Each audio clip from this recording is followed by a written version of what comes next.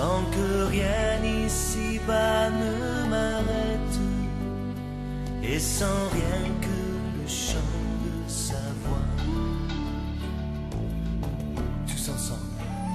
Je suivrai mon Seigneur et mon Maître, sans jamais m'éloigner de ses bras, sans que rien ici. Pour ceux qui ne connaissent pas, nous venons de Jemelle, dans la région de Marche-en-Famenne, donc à quelques dizaines de kilomètres d'ici.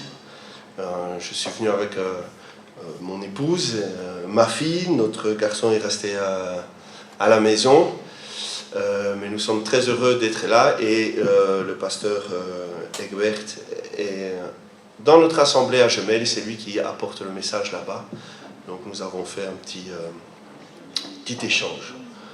Voilà. Et, je vais vous inviter à commencer par la prière, s'il vous plaît. Si chacun nous pouvons disposer notre cœur au Seigneur, disposer notre cœur encore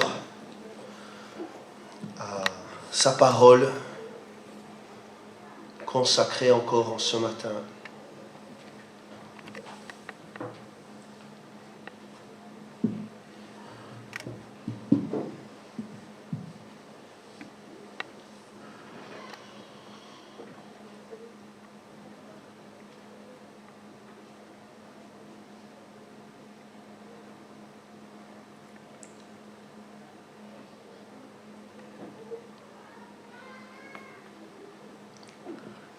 Oui, Seigneur éternel, nous venons encore nous présenter devant toi tel que nous sommes, Seigneur notre Dieu.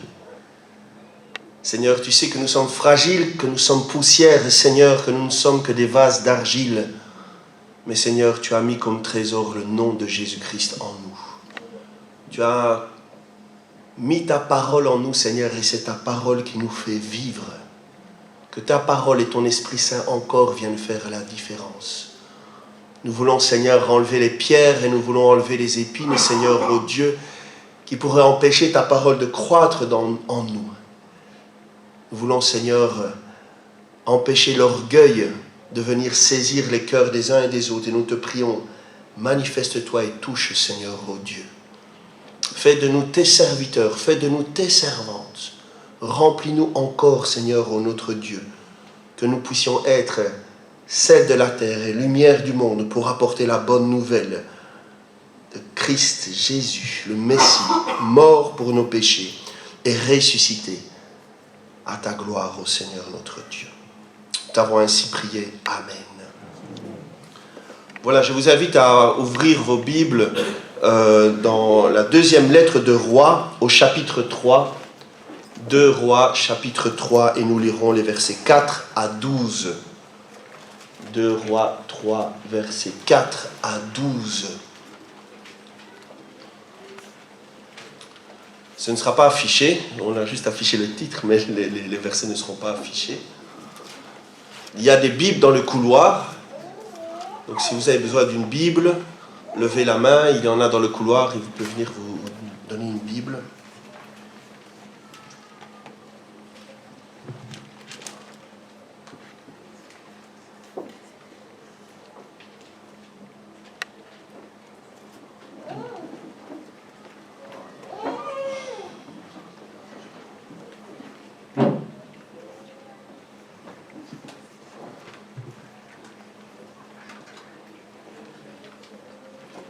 Ça va, vous allez trouver? Oui? Voilà, lisons la parole du Seigneur. Mécha, roi de Moab, possédait des troupeaux, et il payait au roi d'Israël un tribut de 100 000 agneaux et de 100 000 béliers avec leur laine.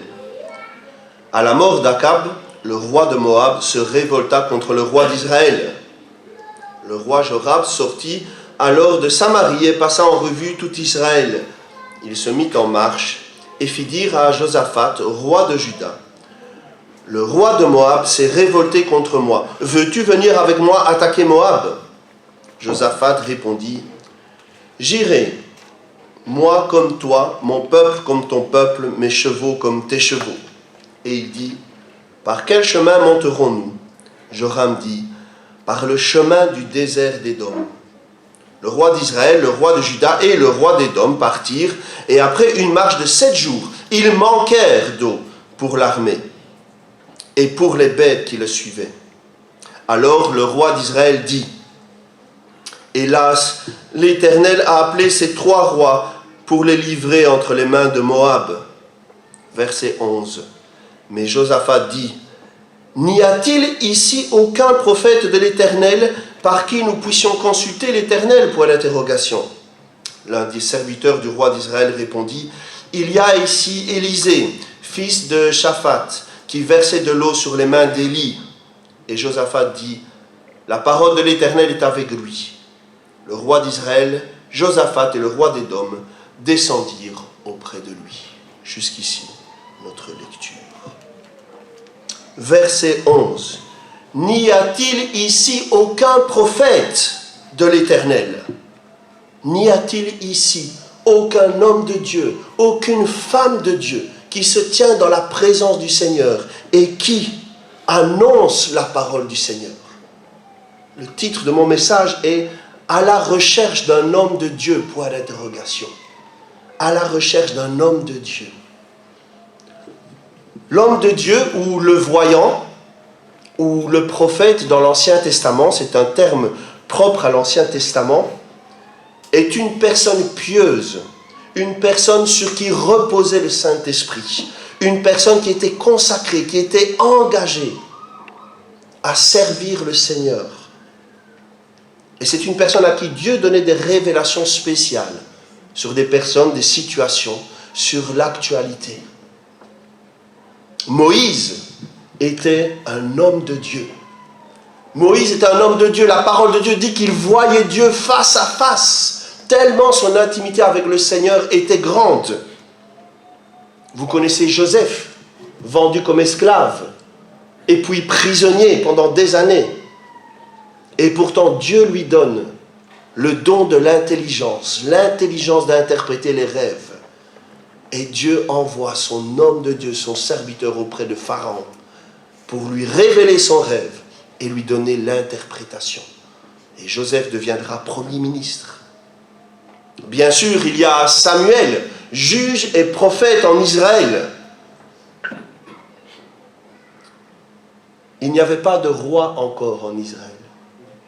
Et le peuple se détournait de Dieu. Le peuple crie, « Envoie-nous un roi ». Et il y a un homme beau, grand, qui fait la fierté d'Israël, qui s'appelle Saül. Et le père de Saül, qui a perdu ses ânesses, lui dit, « Saül, prends un des serviteurs et va chercher les ânesses. » Et les voilà partis. 1 jour, 2 jours, 3 jours. Et maintenant, n'ayant pas retrouvé les ânesses, Saül, le fils, dit au serviteur, « Retournons, parce que sinon le père ne va plus s'inquiéter pour ses ânesses, mais il va s'inquiéter pour nous. » Alors, qu'est-ce que va dire le serviteur? Qu'est-ce que va dire le serviteur? Il y a ici un homme de Dieu. Allons le voir, parce que lui nous indiquera la direction qu'ont prise les ânesses. Et les voilà partis vers l'homme de Dieu. Il passe encore une journée de marche. Arrive dans la ville où il y a l'homme de Dieu, et il se renseigne où est l'homme de Dieu. On lui dit la maison. Et 1 jour avant qu'ils arrivent, Dieu dit à Samuel, « Voilà, je vais t'envoyer un homme. Son nom est Saül, fils de... » C'est lui qui deviendra le roi d'Israël. L'intimité de Samuel avec Dieu. Et quand Saül arrive, Samuel lui dit, « Ne t'inquiète pas, les ânesses sont retrouvées. Mais le Seigneur m'a dit. » Et voilà que Saül va oindre Saül comme roi d'Israël. Enfin, avant le jugement d'Israël et de Jérusalem, dans l'Ancien Testament, avant les grands prophètes, nous avons Élie et Élisée, 2 rois. N'y a-t-il ici aucun prophète de l'Éternel, aucune servante, aucun serviteur de Dieu? C'était un temps où il y avait des guerres civiles, des guerres politiques sans cesse. Et les rois d'Israël et les rois de Juda, eh bien, une fois étaient fidèles, une fois étaient infidèles. Et la parole de Dieu n'était plus respectée. Et voilà que les rois partent, et puis ils se rendent compte qu'ils manquent. Et c'est dans les problèmes qu'ils réfléchissent et qu'ils se disent « Est-ce qu'il y aurait quelqu'un qui pourrait consulter Dieu pour nous ?» Normalement, la parole de Dieu dit « D'abord consulte l'Éternel ». C'est ce que le roi David faisait. Il allait voir l'Éternel et il demandait au Seigneur « Est-ce que nous allons combattre ?» Et le Seigneur répondait et il allait ou il n'allait pas selon la réponse du Seigneur. Mais ici, c'est le contraire. D'abord, ils partent se battre et puis quand ils voient qu'ils sont dans les problèmes, eh bien, ils cherchent quelqu'un qui pourra prier. N'est-ce pas ce que nous faisons aussi dans notre vie, trop souvent? N'est-ce pas ce que le monde fait? N'y a-t-il pas ici une servante ou un serviteur du Seigneur? Un homme père de 4 enfants apprend qu'il a le cancer en phase terminale. N'y a-t-il pas une servante du Seigneur, un serviteur de Dieu, qui va lui annoncer l'évangile de Jésus-Christ? Un détenu coupable de violence se retrouve seul dans sa cellule. Il a pris plusieurs années de prison, pris de remords, de culpabilité. Il regrette.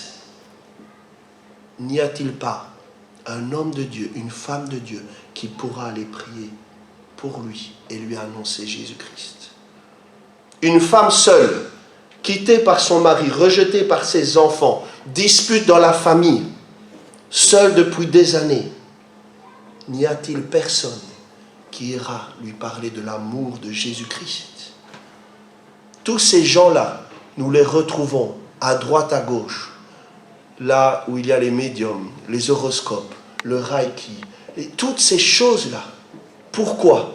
N'y a-t-il pas une sœur qui prie? N'y a-t-il pas un frère qui prie quelque part vers qui il pourrait aller chercher la prière, entendre l'évangile, comme nous avons chanté, travaillons et luttons? Est-ce qu'il n'y a plus personne qui travaille et qui lutte aujourd'hui dans la prière? Merci frère pour cet encouragement. Surtout le premier chant, je me suis dit, waouh, merci Seigneur. N'y a-t-il pas? Je suis très étonné. Au presbytère à Jemelle, il y a quelqu'un qui est venu faire un peu des travaux. Et c'est un maître Reiki. Et ce maître Reiki me disait que pendant 8 ans qu'il a exercé son don, il avait entre 20 et 25 personnes chaque jour, 7 jours sur 7 pendant 8 ans à sa porte, pour qu'il puisse leur imposer les mains et guérir les maladies, les douleurs, etc. Donc qu'est-ce que c'est le Reiki? C'est une philosophie mystique qui vient du Japon. Je dis mystique parce qu'il y a une dimension spirituelle à cela. Donc, il impose les mains là où la personne a des douleurs, sur l'épaule, si tu as mal à l'épaule, dans le dos, la tête, les jambes, etc. Et il fait une sorte d'incantation, et grâce à l'énergie qu'il a en lui, eh bien, la personne est guérie. Et donc, il dit qu'il se remplit de cette énergie-là, énergie cosmique, ou parfois il appelle même ça énergie divine. Il dit que c'est un don de Dieu. Hein. Il lit parfois les évangiles, et il me dit, je médite tous les jours en silence, j'attends, tous les jours je cherche à être rempli. Et puis, tellement qu'il a du succès, donc on peut faire le compte, hein, 180 baptisés en 10 ans, et lui, 20 à 25 personnes pendant 8 ans. Tous les jours, 365 jours l'année. Donc vous imaginez la proportion. La proportion. N'y a-t-il pas ici une servante du Seigneur, un serviteur de Dieu? Oui, il y en a un. Oui, il y a un serviteur, le plus excellent, homme de Dieu, serviteur de Dieu. Au-dessus des prophètes dont Moïse a parlé, dont les prophètes ont témoigné, que Dieu allait envoyer son oint, celui qui était rempli de l'Esprit, mais cette fois-ci sans mesure. Et pourtant les gens étaient sceptiques. Il y a Philippe qui va voir son ami Nathanaël et qui lui dit à Nathanaël, tu sais, nous avons trouvé celui de qui Moïse a écrit dans la loi et dont les prophètes ont parlé, Jésus de Nazareth, fils de Joseph. Et qu'est-ce que va répondre Nathanaël?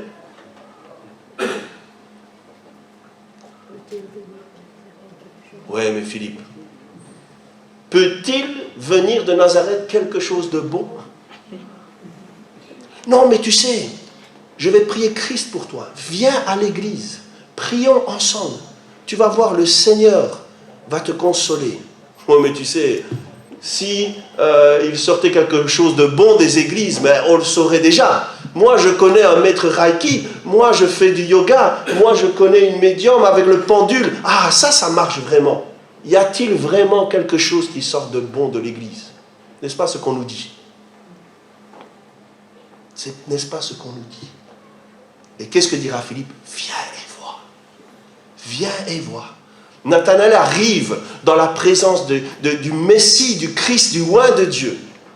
Et là, Jésus dit, voilà certainement un Israélite véritable, un homme pieux, qui craint le Seigneur, qui aime le Seigneur, qui marche avec droiture avec le Seigneur. Et puis il va se tourner vers Nathanaël, il va lui dire, avant que Philippe ne t'appelle, je t'avais vu sous le figuier. Une simple phrase, mais en une phrase, Nathanaël s'écroule devant Jésus et confesse, tu es véritablement le Fils de Dieu, le Roi d'Israël. En une parole, en une courte phrase. Comment se fait-il? Comment est-ce que ça peut... quand nous lisons la Bible, nous devons nous poser des questions. Qu'est-ce qui a fait que Nathanaël, qui était sceptique, ouais, bon, qu'est-ce qui peut sortir de bon? Ouais, dans les églises et vos trucs et tout ça, oh. Et puis, il arrive, une parole, et la personne est touchée. Qu'est-ce qui s'est passé? Moi, je crois que ce sont des moments où tous, si nous sommes nés de nouveau, nous avons expérimenté ça. C'est quand nous sommes dans notre endroit secret, que entre Dieu et nous et Dieu, et qu'on crie à Dieu, et qu'on dit, Dieu, vois-moi, regarde-moi, je suis là. Et les choses ne vont pas en Israël, c'est la guerre, les Romains sont là, et toi tu ne fais rien. Jusqu'à quand, Seigneur, jusqu'à quand? Et puis il rencontre Jésus, et Jésus lui dit, je t'ai vu, je te vois, je suis là. Et c'est là qu'il reconnaît, il n'y a que Dieu qui sait ce que j'ai prié dans mon cœur, n'est-ce pas? C'est ça le témoignage que nous avons à donner à l'extérieur. Jésus est venu me chercher là. Il a fait ça pour moi. Il m'a consolé. Il y a eu la réconciliation dans ma famille. Il m'a guéri. Il m'a aimé. Il m'a donné la paix. Nathanaël a fait une expérience avec le Seigneur Jésus. Quand il a rencontré Jésus, il s'est mis à genoux. Allons aussi témoigner de cette expérience-là. Parce que la Bible nous dit que Jésus n'a pas reçu l'Esprit avec mesure, mais il a reçu l'Esprit sans mesure. Il est le nom élevé au-dessus de tout nom qu'on puisse nommer sous la terre, sur la terre et dans les cieux. La Bible nous dit qu'il n'y a pas d'autre nom par lequel nous soyons sauvés. Jésus est le Fils de Dieu descendu du ciel, qui a marché parmi nous. Christ a dit, je suis celui qui suis. Avant qu'Abraham fût, moi je suis. Je suis la parole. Je suis la lumière. Je suis la résurrection. Je suis la vie. Je suis. Alors, à qui irions-nous? Vers quel homme de Dieu ou vers quelle femme de Dieu irions-nous? Il n'y a qu'une personne que Dieu a envoyée. C'est Christ Jésus. Allons jusqu'à lui. Lisons la parole. Tournons-nous vers lui. Jésus, sauve-moi. Jésus, sauve-moi. Jésus, je suis là. Et que Jésus envoie sa parole. Et que sa parole guérisse. Que sa parole guérisse. Si tu t'es perdu, si tu te poses des questions sur ton avenir, si tu es malade, si tu es désespéré, si tu as reçu des mauvaises nouvelles, si tu cherches Dieu, va voir l'homme de Dieu, le Christ, le Messie, parce qu'il n'y en a pas d'autre. Moïse a témoigné de lui, Joseph a témoigné de lui, Élie et Élisée ont témoigné de lui. Il n'y en a pas d'autre. Un chef de gang dans les rues de New York, dans les bas-fonds de New York, qui a tué de sang-froid sa première personne à l'âge de 9 ans, qui a connu la drogue, le viol, à l'âge de 9 ans. Cet homme-là, Nicky Cruz, multirécidiviste, condamné par les juges, les psychiatres, les psychologues, les médecins. Ce qu'il écrit, c'est que les gens disaient de lui qu'il était irrécupérable. Ce garçon-là, irrécupérable. Ça ne sert à rien même de s'en occuper. Irrécupérable. Il va rencontrer un pasteur de campagne, David Wilkerson, à qui, la veille de son message, un samedi soir, est convaincu par le Saint-Esprit qu'il doit aller prêcher aux jeunes qui sont dans la rue, dans les gangs de rue, à New York, dans le centre-ville, dans le Bronx.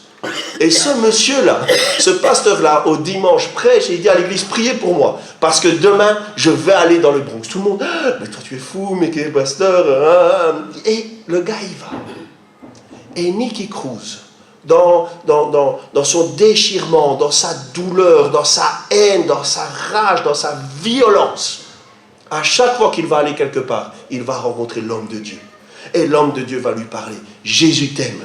Jésus veut te sauver. Jésus veut pardonner tes péchés. Jésus veut que tu te réconcilies avec lui, que tu te réconcilies avec Dieu. Et l'homme de Dieu lui parle de paix. L'homme de Dieu lui parle de miracles. Et Nicky Cruz est énervé. Il ne sait pas faire un pas sans rencontrer cette personne-là qui prêche aux jeunes, qui va visiter les jeunes, qui est dans la rue avec les jeunes, dans les squats avec les jeunes. Jusqu'au jour où, alors qu'il y a une réunion de prière, une réunion d'évangélisation où on parle de Jésus, il y a des gangs qui viennent, ils se tapent les uns sur les autres, etc. C'est la débandade et c'est à ce moment-là que Nicky Cruz se met à genoux et il prie Jésus. Et sa vie sera transformée. La croix et le poignard. Un homme qui a tué à partir de l'âge de 9 ans avec des poignards contre un monsieur qui n'a qu'une croix en bois. Sa seule foi en Jésus-Christ. Le Messie, l'homme de Dieu, le Christ, celui que Dieu a envoyé pour sauver le monde. La croix et le poignard. Irrécupérable pour les hommes. Mais pour Dieu, il n'y a rien d'irrécupérable. Quelles que soient les choses que tu traverses dans ta vie, tourne-toi vers Jésus, tourne-toi vers Christ. Il n'y en a pas d'autre. Et il n'y a rien qui pour lui soit irrécupérable. Mais la parole du Seigneur nous demande aussi de faire attention aux faux Messie et aux faux Christ. Jésus dira en Matthieu 24, beaucoup diront, je suis ici, le Christ est là-bas. Ah, mais Jésus dit, ne les croyez pas. Ne les croyez pas. Pierre dira qu'il y aura beaucoup, comme dans l'Ancien Testament, il y a eu des faux prophètes comme Balaam. Vous connaissez Balaam. Balaam a la vision de Dieu, il prophétise sur Israël, mais après il se compromet. Il se compromet. Et Pierre dira que dans les derniers temps, ce sera la même chose. Il y aura des faux pasteurs, des faux enseignants. Il y aura des faux bergers. Des faux bergers qui vont se compromettre. Bon, moi, je ne savais pas, mais les Mormons, celui qui a fondé les Mormons, vient des églises protestantes. Témoins de Jéhovah viennent des églises protestantes. Nous voyons certains prédicateurs africains, hommes de Dieu, apôtres des nations, prophètes parmi les prophètes. Ils sont dans les églises. Ils sont dans les églises. Où tu dois payer l'homme de Dieu pour qu'il prie pour toi et que tu sois béni. Et si tu ne payes pas assez, tu n'as pas ta bénédiction. Mais non, ce sont des choses, il faut regarder sur Internet, il faut regarder ces choses-là. Et il faut pleurer au Seigneur en disant pardon, parce que nous avons laissé entrer ces choses-là dans ton église. Pardonne-nous, Seigneur. Pardonne-nous. N'y a-t-il pas ici une servante de Dieu, un serviteur de Dieu qui peut aller? Christ est là. Mais où trouver Christ aujourd'hui? Christ est en nous. C'est quand nous allons vers quelqu'un que Christ va vers cette personne-là. Matthieu 5, verset 13. Est-ce que quelqu'un peut lire, s'il vous plaît?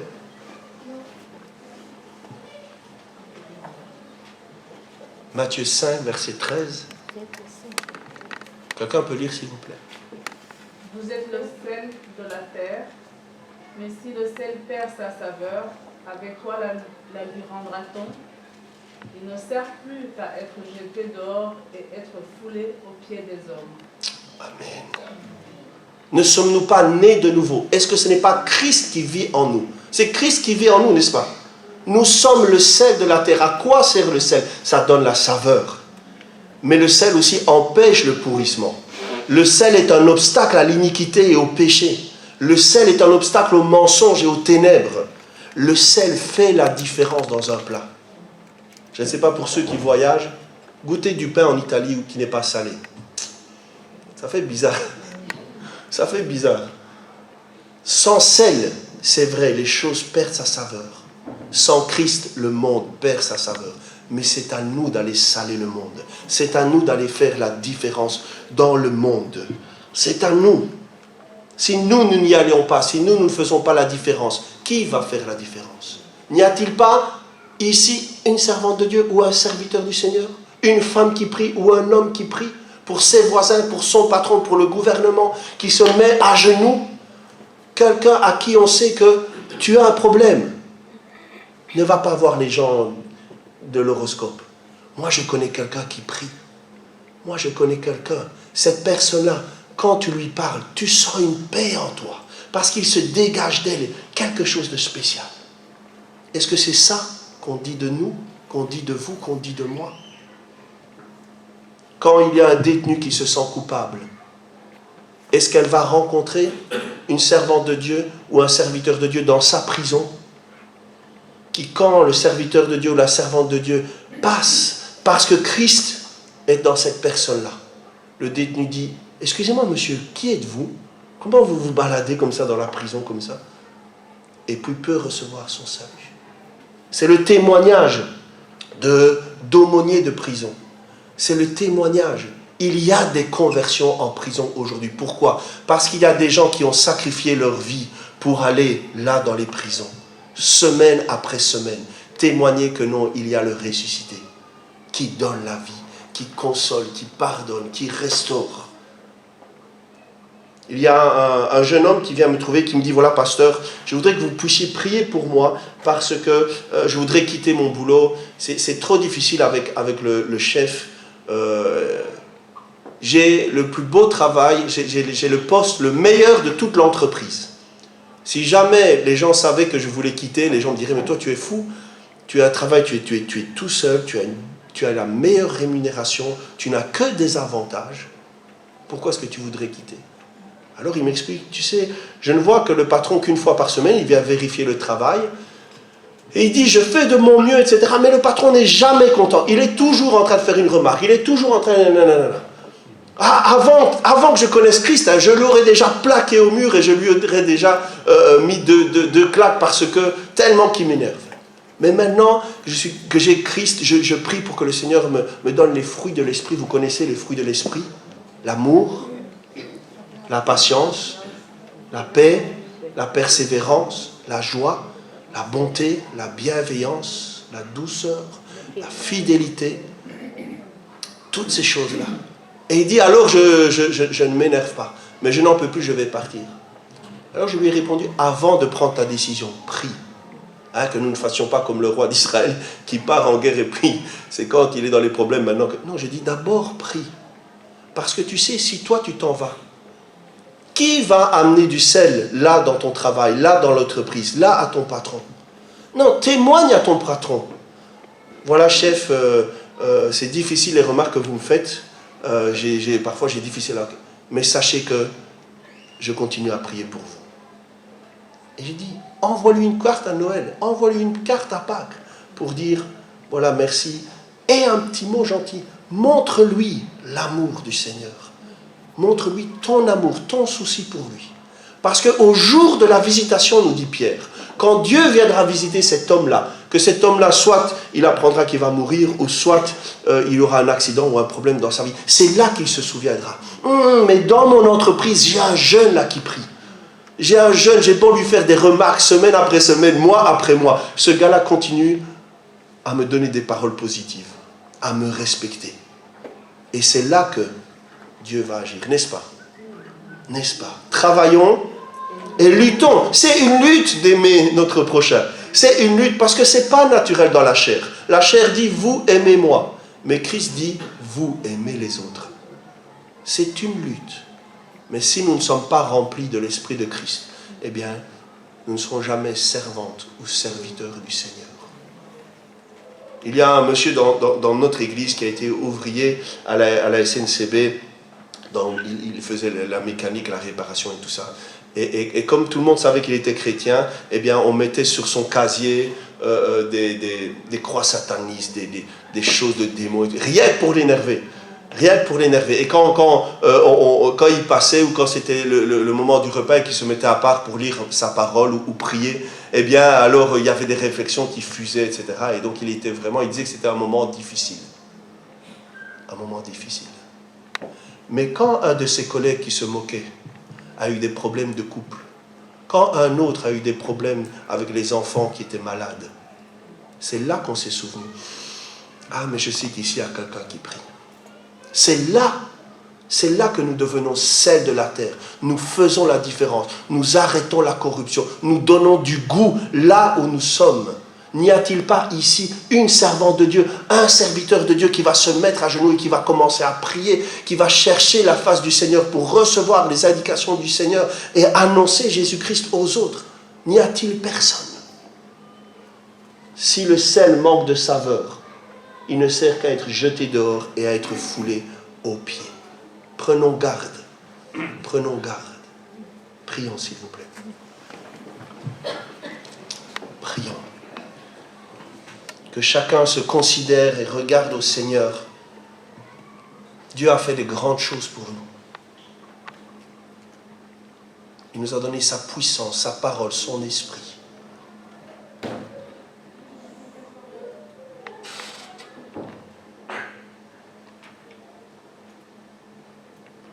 À la recherche d'un homme de prière, d'une femme de prière.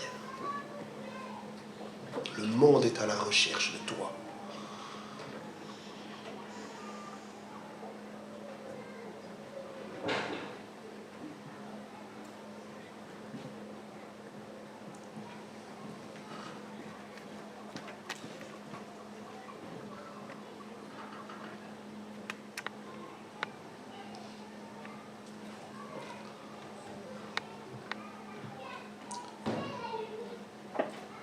Seigneur éternel, nous voulons reconnaître ce que tu as fait pour nous. Ta divine puissance est manifestée dans nos vies. Tu es venu nous chercher là où nous étions, dans nos colères, dans nos disputes, dans nos détresses, dans nos dépressions, dans nos découragements, dans nos peurs. Là, dans notre bout, tu es venu nous chercher et nous te bénissons pour cela. Quel autre nom pourrions-nous annoncer que celui de Jésus-Christ? C'est toi qui nous as aimés, c'est toi qui as été jusque sur la croix. C'est toi qui nous as sauvés, tu nous donnes la vie, tu nous donnes ton esprit, ta force, ton amour. Merci Seigneur, merci. Mais pardonne-nous Seigneur parce que nous sommes devenus comme le monde, fades. Comme le monde Seigneur, nous cherchons Netflix, nous cherchons la PlayStation, nous regardons Roland Garros. Comme le monde, Seigneur, nous cherchons les choses du monde plutôt que de chercher ta face. Pardonne-nous. Pardonne-nous. Qui va se lever pour aller dans les prisons, dans les hôpitaux, dans les homes? N'y a-t-il donc aucun homme de Dieu, aucune femme de Dieu, aucun serviteur qui prie et qui a le souci des âmes?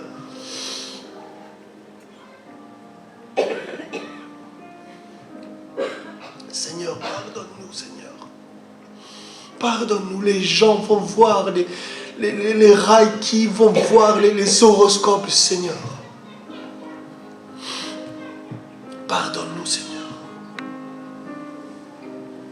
Pardonne-nous, Seigneur. Et oins-nous encore en ce matin. Ranime le feu de la prière en nous. La consécration, Seigneur, à ton service. Oui, Seigneur Dieu. Ranime la flamme des dons. Nous nous humilions devant toi, Seigneur. Nous nous humilions devant toi. Merci, Seigneur.